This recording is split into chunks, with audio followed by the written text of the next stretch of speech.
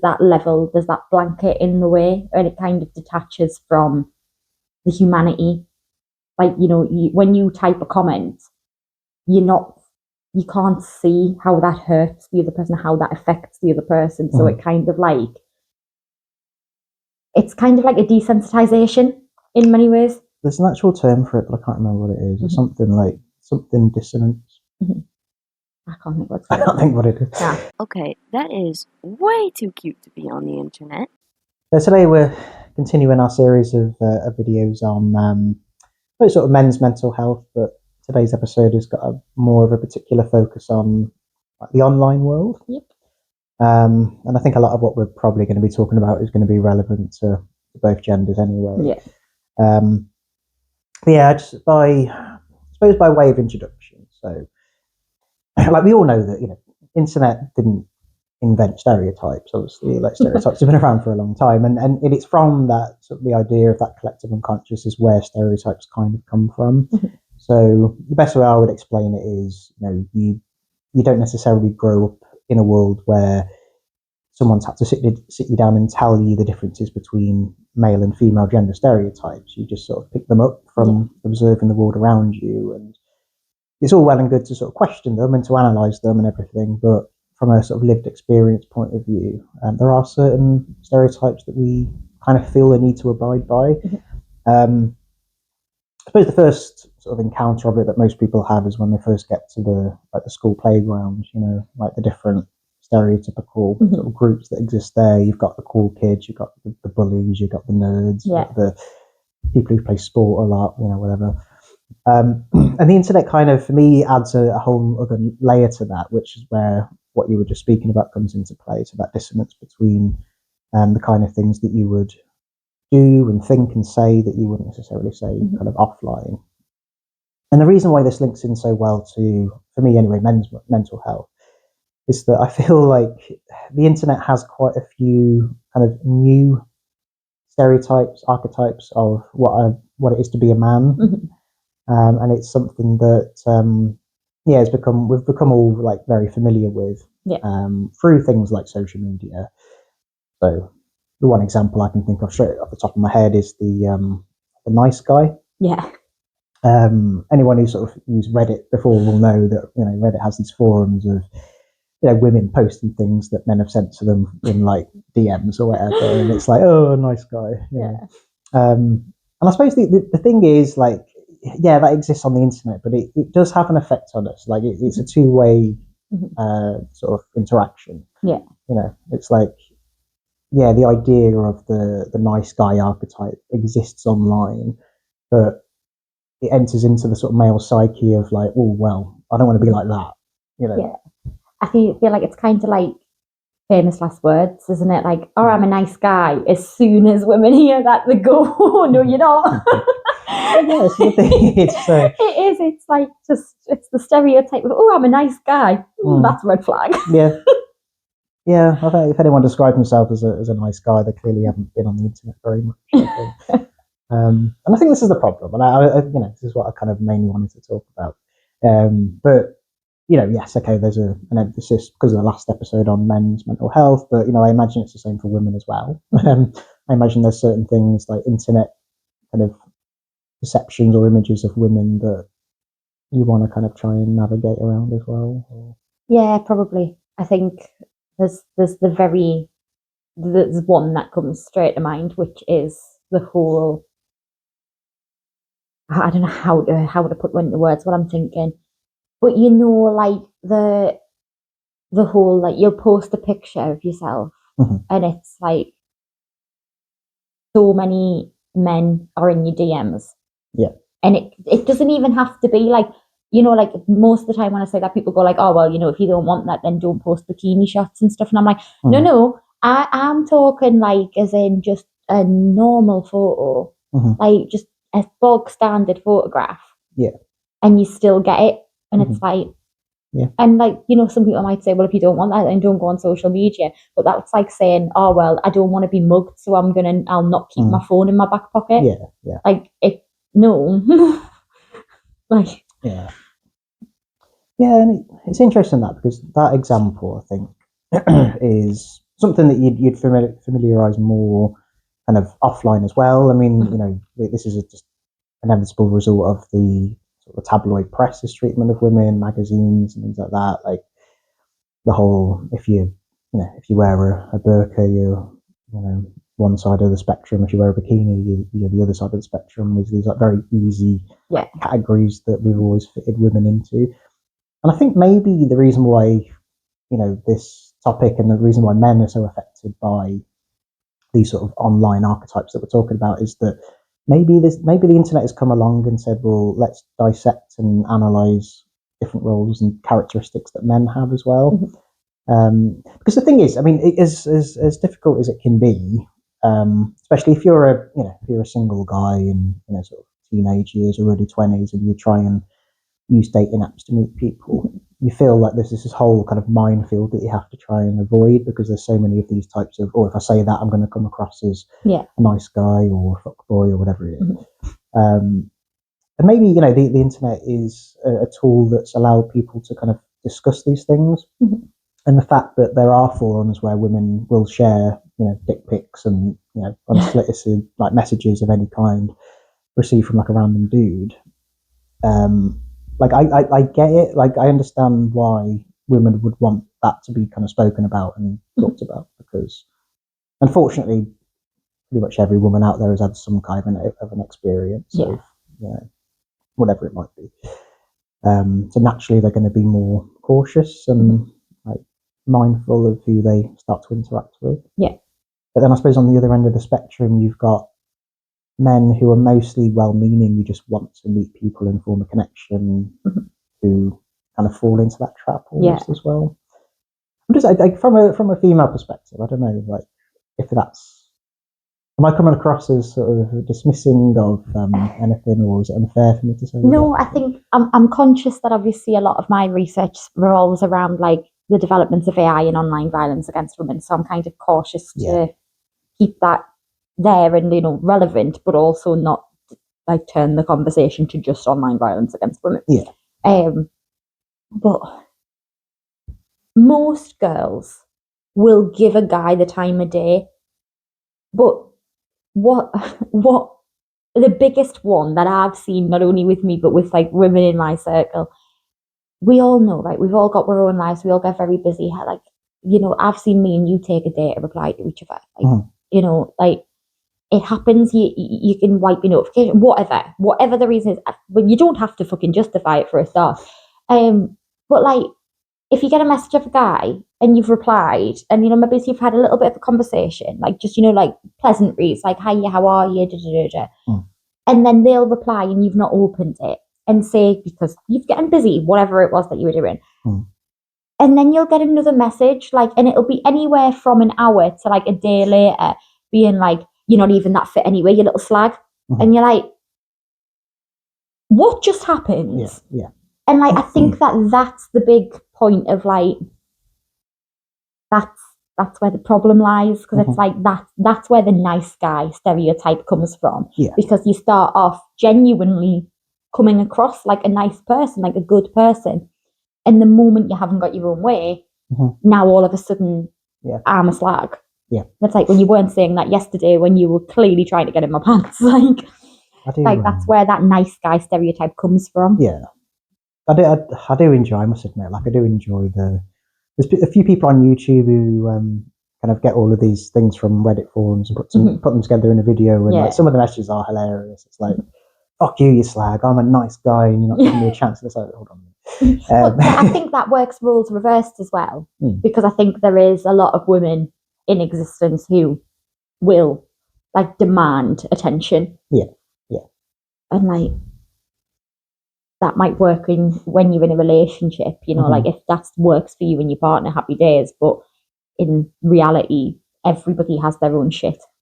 Like everybody's got their own, like, you know, it's that I can't think of what I'm gonna like paraphrase slightly, but you know, that whole like thing of, if you actually stop and think about the fact that every other person on this planet has a life that is just as complex as yours, that's a weird thing to think about, because like you walk around on a daily basis, only really thinking about you and the other people you interact with and like the people you care about. And even then, people you care about, you don't massively think about how much they're then dealing with that day as well. Yeah. Because you're so focused on you. So if the person you're talking to is not replying, 9 times out of 10, there's a reason there. But the problem is, and again, both sides, nobody has to fucking justify why they've took so long to reply to you or why they're not replying. Is it shit if somebody just ghosts you? Yes, but it's nobody. But back in, like, before we had mobile phones, you would meet someone in a bar and, like, you know, you might arrange to meet up in a place. You get there, you wait for them, you wait so long they don't turn up. You don't then go around trying to figure out where they live and did it. Well, you know, some people might have, but you know, as a whole, like as it is a generalization, it would be like, I've been stood up. Okay, not interested. So that's another thing that the internet has kind of created. Then is the whole concept of ghosting. You know, that, like you said, that wouldn't really exist in a world without the internet. And it's that expectation of, I've messaged you, therefore, like, I expect a response. And you know, it goes into like deeper things about people's insecurities and everything. But yeah, it's like, but because ghosting is a thing that's been created in our kind of collective unconscious, you know, that I suppose when the person you're texting does take a bit of a while to respond, like the first thing or one of the things that comes into your head is, are they ghosting me? So, how long do I leave it before I decide whether they're ghosting me or not? Like, just a quick little tidbit, just because it's irrelevant, but I just think quite funny. So me and one of my friends, we've been friends for years, but we're like fell out of touch, like, and then got back in touch a few months ago. And we'd been texting over the course of a few days, and we'd both said we were shit at replying. So, like, you know, basically nobody be offended. Yeah. So I picked my phone up yesterday while I was on the train, and I thought, I've got loads of notifications that I've not read through. I'll have a quick look. I had a text message from him from the 8th of April that I replied to yesterday, which was the 12th of June, so over 2 months later. And my message said, "Hello, I'm really sorry, your message got lost in the abyss. I really hope you enjoyed your holiday." And you know what? He texted me back an hour later, bang, don't worry about it, like as if nothing's the matter. Because nothing was, because he was like, we're both adults, we've both got lives, like, to be perfectly honest with you, it wasn't massively on my radar that you hadn't replied. Because I have just as much of a complex life as you do. So, you know, essentially, I think sometimes it's kind of like the swallow your pride and go, you know, not everything's about me. Like, but the problem is when, like, with social media, the point of social media is it is all about you. It's your profile, it's your pictures, it's your, you get to say what you want to the world, and it's very, I think it's kind of give the illusion that, like, you're more important than you are. Like, people, it's that thing. Do you remember, like, I don't remember seeing this a few years ago, and I can't remember what comedian it was, but he was like, "I don't give a fuck what you had for your breakfast, Barbara." And it's like, it's true. Whereas, like, you think people care, and it's. I mean, I remember my mum used to say to me all the time, because I used to get really anxious about people looking at us, and like, my mum was always like, first of all, you know, you're covered in tattoos with bright purple hair, like, people are going to look at you, and second of all, not everybody's looking at you. And I remember being in me late teens, early 20s, because I was like really anxious. I literally remember this conversation really well. We were on Towers, and she was like, "Eureka, the whole world doesn't revolve around you. Like, not everybody's looking at you. Like, you're in your own head. Like, fucking take a deep breath and chill out." And now when I get anxious and I feel like everybody's staring at us, that's what I hear in my head. My mum going, "Eureka, you're in your own head." 90% of the people that you think are looking at you are not looking at you. Well, go back to the, I don't know how many times I'm going to reference this quote, but the Charlie Chaplin quote that was the last time of, the more you zoom out from life, like, the funnier it kind of becomes, or the more lighthearted it becomes. That's kind of what it is, though, isn't it? Because it's like the internet is being used in many ways as a way to show your movie. Like, your life's kind of like your own personal movie, but now you can share it with the world. I mean, we're doing it. And that, funny enough, that links back to the whole, like, Jungian idea of archetypes and stereotypes. So there's a reason why a lot of filmmakers and storytellers rely on Jungian psychology a lot, is because those archetypes of, like, the hero, you know, they're very useful tools for being able to tell a story. So like, if you've got your social media profile, you can portray yourself pretty much however you want. Like, you can share a picture or put a post that, slightly alters something that might have happened an hour ago, but you position yourself as the hero in the story. Yeah. So if we go back to the whole, guys messaging girls on dating apps, like it kind of becomes a little bit of a story in itself of like, I'm portraying myself this way. Mm-hmm. Let's see how that gets responded to. Mm-hmm. And I imagine, I'm trying to kind of get into the head of like nice guys at the minute, but like, okay, I'm going to portray myself as someone that this girl's never seen before, like, because in the whole sort of, like, sorry, I'm going off. Okay. The whole like nice guy, like, I don't know what to call it, like narrative in itself is that they've got different archetypes within there as well. So you've got the nice guy who's the hero of the story. You've got the Chad, who is the guy that the woman's dating, and in the nice guy's head, he's mean to her and abusive and doesn't care about her. So it's like, I'm presenting myself as the alternative. I'm actually nice, like, and it's a shame because men like that kind of feed off the idea that women have had so many like negative experiences with men, particularly online. So it's like, I'm a safe space, like I'm different. And then as soon as they're called out on it, that's when it completely reverses. It's like, you're a slag, like feminism is a curse on society, all this shit. So it's very difficult to get away from sort of the narrative storytelling aspect of being online and interacting with other people.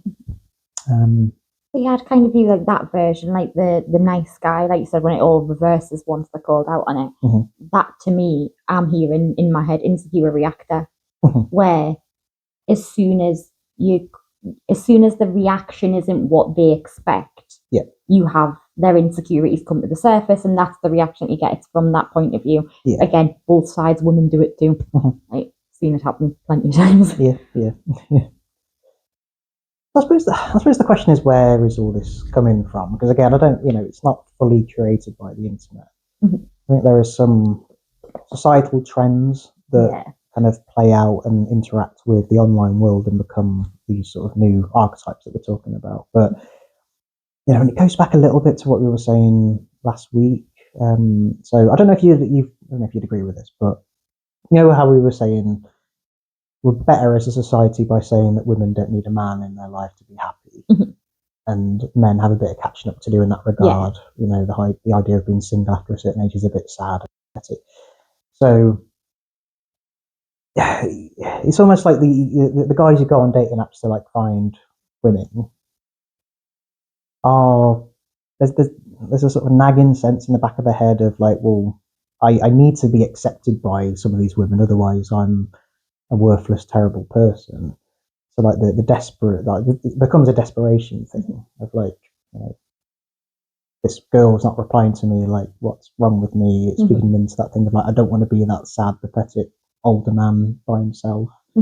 So, and that's where you get the idea that people talk about of like, when it comes to dating apps, like women, it's like men go to like, it's almost like they go to a market and like choose women that they see, but then the woman doesn't have to accept the man's advances because she's got loads of different other options. Whereas the man, it's like, this might be my only chance of getting somewhere. I don't know if that's, and then again, it'd be really interesting to hear from a female perspective as well. I think the problem, first of all, I've never used a dating app, so I haven't got that kind of experience. My experience with like men messaging me is social media. Is it like sliding into DMs? Yeah, sliding into DMs. Yeah, that's a regular recurrence. Again, I tend to just be like, honest to God, right? And this is, I mean, I'm a very friendly person anyway. Like, I'll talk to anyone. Every time I go anywhere, I'll make friends. Like, it's constant. If you're opening, like, especially when like you haven't just been like, I hate fire react. Like, I don't mind a good fire react from people I know, but if I don't fucking know you, if you're gonna fire react to my post, that's fine. But don't then start messaging us being like, "Oh my god, you're gorgeous." No, just don't do it because I'm not interested. I don't give a fuck. Like, granted, okay, you've shot your shot, but like, then just that is just never gonna be the way to get women to talk to you because they get so many of them. Like, just I stand by it, be fucking weird.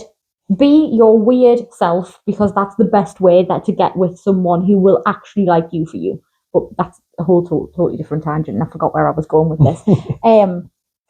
Oh, that was it. I was going to say the thing is with dating, and I like not just online, but I think it's worse online because at least online, when you're typing out a message, you can reread and rewrite that as much as you want before you hit send. Whereas, like, if you're talking face to face, once it's out your mouth, you're kind of like a bit fucked, really. Yeah. So, there's such, and I think this has been always been my thing. I always have promised myself I would never online date because I just think it's and I mean, granted, I know it works for me, but my personal opinion is that it's fucking stupid to go out and talk to people.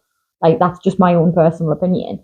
Just for a bit of balance, by the way, I have used dating apps before, and I've had mixed, like, experiences, but some of them have been positive. So just before, we get like attacked by Tinder users. I've absolutely, but I've never had a problem talking to people in real life. Yeah. Like, I'm naturally a very upbeat, friendly, bubbly person who will talk to anyone. So it's never really been an issue for me to make friends or like meet people, nothing like that. Mm-hmm. But that level of fake for me has always been where the problem comes in, because I mean, we all do it. Even when you first start dating someone new, like in real life, you kind of put a gloss over who you are. You try and avoid them seeing like the little habits that like aren't great and things like that. Like, you might drink less pop or whatever. Like, I love going hiking. Me, when you fucking can't stand it, that sort of shit. Yeah. Like, but online, like, it's so easy because you've got so long to sit and type your messages out and make sure that like you're coming across the way you want to put yourself across. That can sometimes then be the detriment to what could have been something good. But do I know you don't use dating apps, but like the perception I've always had is like that's the man doing that, like, because like you say, like women are probably their inbox is full of different guys trying to message them, so it's like on the man's onus is to be like, I need to be original without being creepy, without being too forward. Like that, the thought that goes into that opening message for a lot of men on dating apps, like that can take ages because it's like you've got one chance to sell yourself to like get at least a response and then try and sort of continue a conversation. Is it the same if women do that? I think so, probably. I just can't imagine it. But, they probably, I mean, like, you do think through what you're saying. Yeah. Like, to try and not be too weird. But I think as well, it depends on who you are as a person. Like, I'm a very big believer in I am who I am. Like, don't like it, then okay, not a problem. Yeah.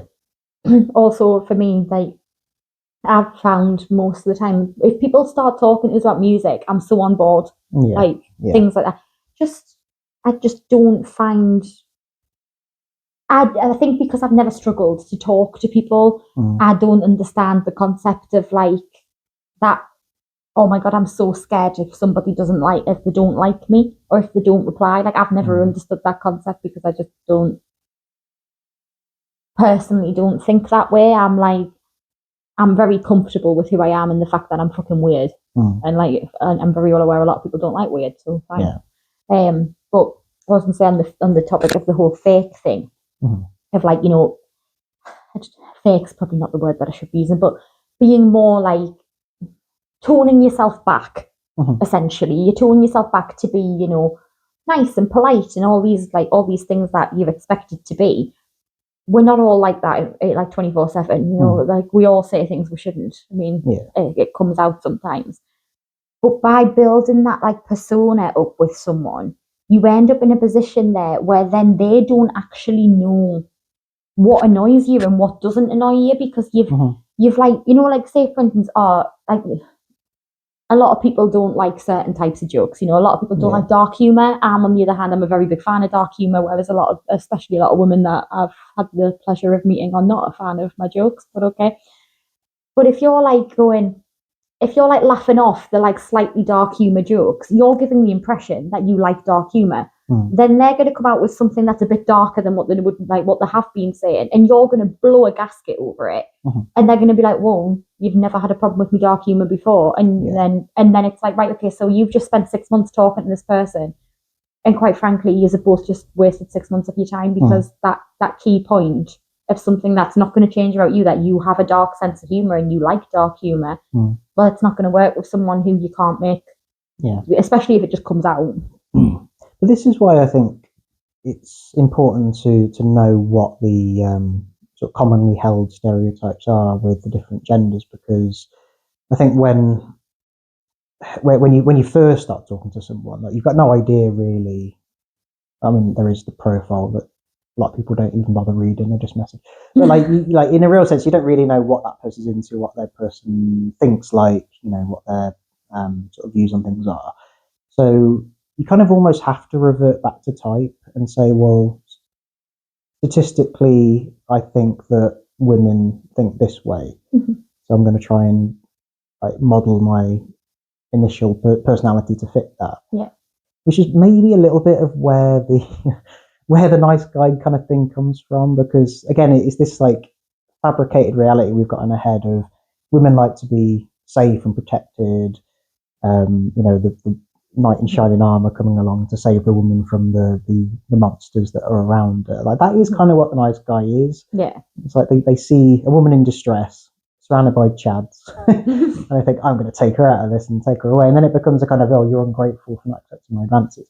So yeah, I think that's an example of how kind of like general stereotypes get carried into the online world, and then because of the dissonance that we spoke about before, you do end up, or you find people that end up saying things that they wouldn't necessarily say in real life as well. There was there's a comedian, I'm pretty sure it was Kevin Bridges, who did a thing on that. Of like the problem with a lot of young men today is that they haven't been rejected to their face. Yeah. Like they haven't gone up to a girl in a playground and asked them out and been told to like go away or whatever. Yeah. And it's it's the responses that you would expect a man to have to being rejected online. Like you wouldn't dream of saying the things like to a girl's face like that. Well, like, I'd hope not anyway. Yeah. Yeah. I just always,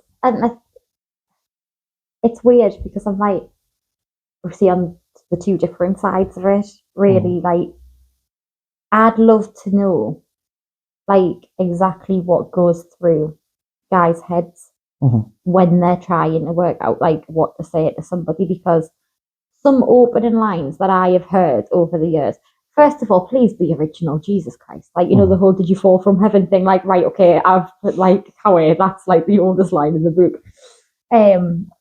But just, I don't get it, because personally, I'm such a big believer in be you. Like, everybody else is already taken.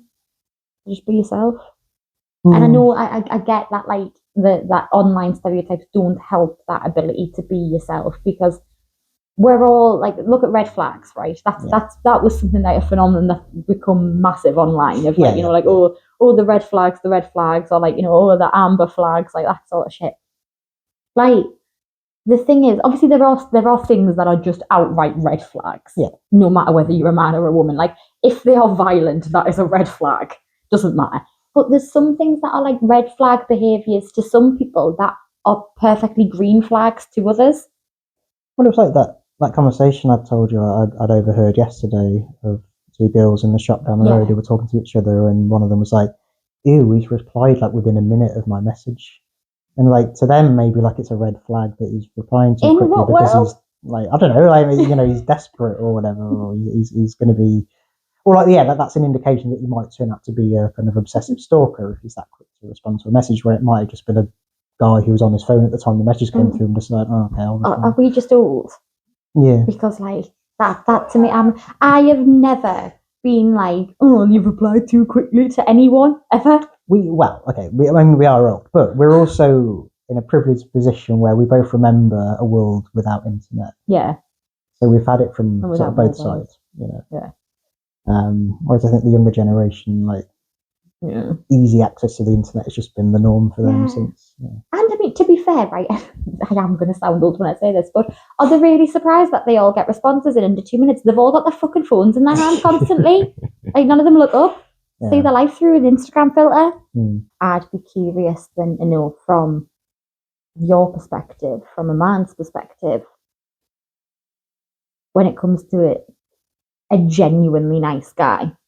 Like, and I hate saying nice guy because there is that negative connotation. I mean, I just hate the word nice in general because it's like, when you go like, oh, what do you think this? Yeah, it's nice. Nice is not what you want to hear. Like, you want to hear good. Yeah. So like, if you're a genuinely good guy, like, how do you avoid that nice guy like that nice guy persona, but in the same breath, it's kind of hard to avoid. Do you get what where I'm coming from here? Like what I'm trying to say. I'm not articulating this well. It is and it isn't. I think because you're asking me, and I think I'm someone who, you know, admittedly is very self-aware and has done a lot of work on myself over the years. And I think at the core of the sort of the nice guy issue, I think is insecurities around rejection. So like the onus is on you to see that situation for what it actually is, rather than turning it into this whole "you've been rejected" type scenario. Because again, you know, the reality is that women get a lot more messages and interest online than men do.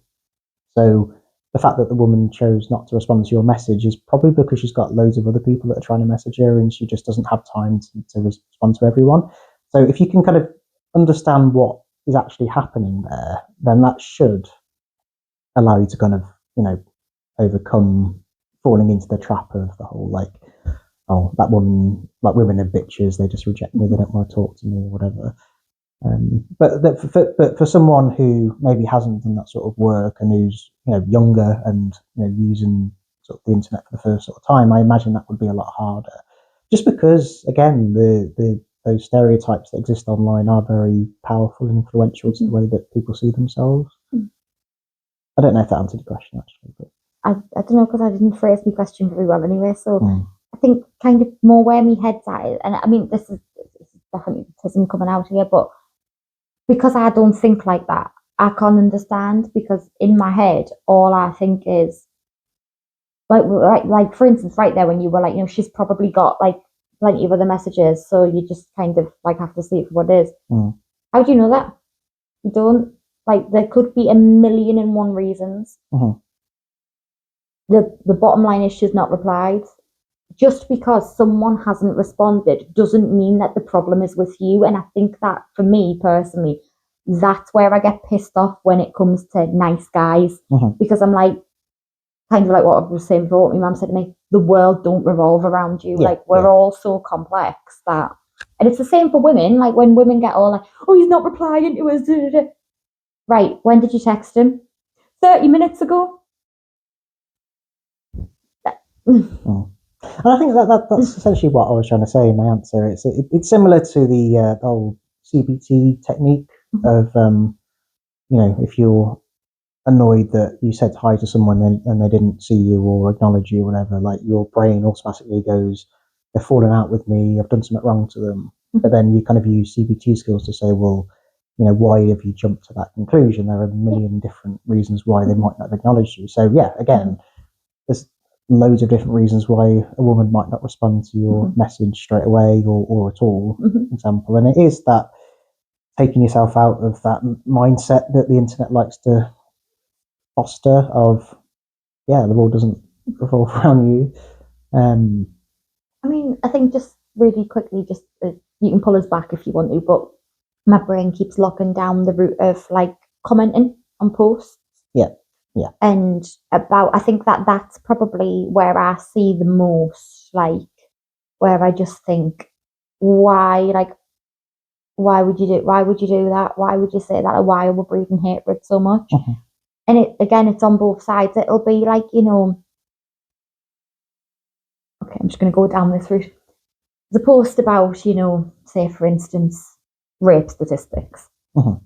And in the comments, there'll be a handful of guys in there saying, well, what about men? What about men who are raped? And it's like, yes, we are aware of that. We are actually, if you watch the fucking video, we're actually including male rape statistics in this. But you've jumped immediately to that. But then the problem with that is, it's the escalation. It's that DBT thing that we've talked about before, about the whole, you then match people instead of pulling it back. And what you'll always get is, say, I'll do both sides of this. So a guy who comments going like, but what about men? And women who come back and go, yeah, well, we're not talking about men right now. And then they'll come back and go like, but we're never talking about men. And before you know it, it's a big explosive argument where people are saying things that, again, they would never say in real life. Whereas if you come in like, what about men's issues? actually, like, bring it back down. Actually, yeah, really fair point. Like, what kind of things do you think we should be discussing? Because one of two things going to happen. Either they're going to have to meet you at your level, or they're going to look like a fucking twat when they don't meet you at your level. So either way, It's usually the latter. yeah, exactly. But either way, like, you then are changing that narrative of, like, Yeah. you know, because there is a big narrative online at the moment. I've seen it quite a bit, and I know me and you have had discussions about this. Mm-hmm. This push of, and it's starting to really concern us now, this push of women's issues are what we're talking about. Mm-hmm. Now, sit down and shut up. Mm. Because although it's not all men, I don't want to hear about the fact that that's not all men. Yeah. Because we're talking about this right now. Mm-hmm. Kind of like the grown-ups are talking, darling, shh. Yeah. And the problem is, I don't know if anybody else is seeing it happen online, but it's definitely been on my radar for a while. There's a common theme of going, shh, the grown-ups are talking. And what we're doing is we're building this army of young men who feel unheard, underappreciated, undervalued, Mm-hmm. like that the only things that they have to offer to society are just to exist in the background of somebody else's story. Mm-hmm. Because we're not actually listening to people. So I hope you're enjoying all this so far. We're quite conscious that we wanted to make this a 2-part video, so next week will be the second part of this, and if you join the conversation, then feel free to give us a like and a subscribe so you don't miss out next week. Sounds great. And in the week that we're off your screen, don't be a dick. Bye.